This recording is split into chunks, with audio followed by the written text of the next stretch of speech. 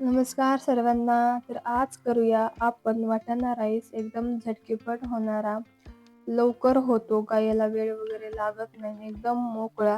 डाळ फ्राय, दालचा वगैरे त्यासोबत तुम्ही खाऊ शकता. एक नंबरच लागतो. चला तर मग रेसिपी बघूया. त्यासाठी हिरव्या मिरच्या घेतल्या आहेत, त्याच्यामध्ये आलं, हिरवी मिरची आणि मीठ कुटून घेतले. त्यानंतर एक टोमॅटो, गाजर, वाटाणा घेतलाय 1 वाटी, थोडासा कमी एका वाटीला, आणि 1 वाटी हे जो कोलम राईस घेतलाय.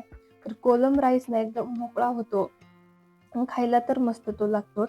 तर तुम्हाला जो हवाय तुम्ही तो राईस घेऊ शकता. तर मी ते टोमॅटो आणि गाजर घेतले आणि हिरवी मिरची, आणि ज्यामध्ये थोडंसं, म्हणजे थोडं नाही, 2 चमचे इतकं मीठ ॲड केले आणि अद्रक घातली. फक्त हे 3च जिन्नस मी एकत्र वाटून घेतलेत. तुम्ही लसूण वगैरे टाकू शकता, पण आज आपण सात्विक पद्धतीने करणार आहोत. ऑइल फ्री, ऑइल वगैरे वापरणार नाहीत. आता पातेल्यामध्ये मोहरी टाकायची, जिरे टाकायचे, तेजपान टाकायचं, आणि मोहरी तडतडली की त्यानंतर आपण टोमॅटो कट करून आणि गाजर कट केलेलं टाकणार आहोत. त्यानंतर हिरवी मिरची कुटून घेतलेली ॲड करायची.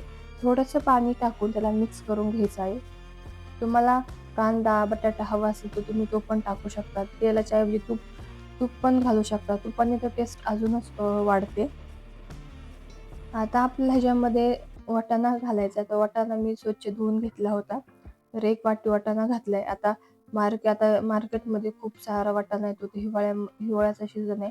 तर वाटाणा तर खूप स्वस्त पण आहे. तर इथे मी वाळलेली कोथिंबीर ॲड केली आहे. तुम्ही ताजी पण कोथिंबीर टाकू शकता. तर आता त्याला झाकण ठेवा 1 ते 2 मिनिटं, आणि इकडे आपला कोलम राईस स्वच्छ धुवून घेऊया.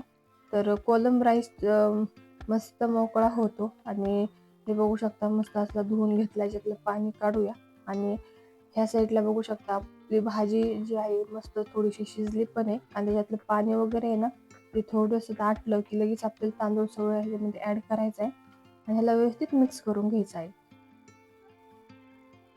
आता ह्याला मिक्स करायचे, चांगलं परतून घ्यायचं. ह्याच्यामध्ये 1 ते 2 मिनिटं मस्त परतून घ्यायचे. हे बघू शकता, जे पाणी आहे ते सगळं पाणी आटून द्यायचं आणि परतून घ्यायचं.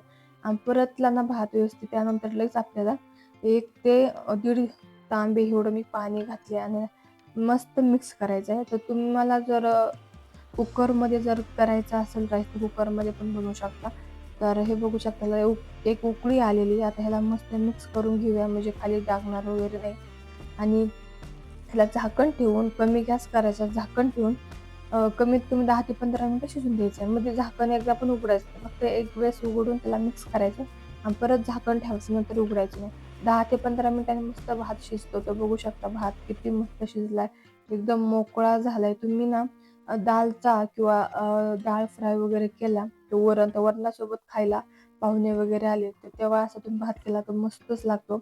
आणि दिसायला पण बघू शकता किती असा मग डिलिशियस आपला वाटाणा राईस दिसत आहे. मी हळद वगैरे अजिबात टाकलेलं नाही, कारण की असा ना व्हाईट राईस एकदम छान दिसतो, आणि खायला तर मस्त लागतोच, एकदम मोकळा. तर तुम्हाला हा व्हिडिओ कसा वाटला कमेंटमध्ये सांगायला विसरू नका, आणि तुम्ही पण ही रेसिपी एक वेळेस नक्की ट्राय करून बघा. चला तर मग भेटूया नेक्स्ट व्हिडिओमध्ये. तोपर्यंत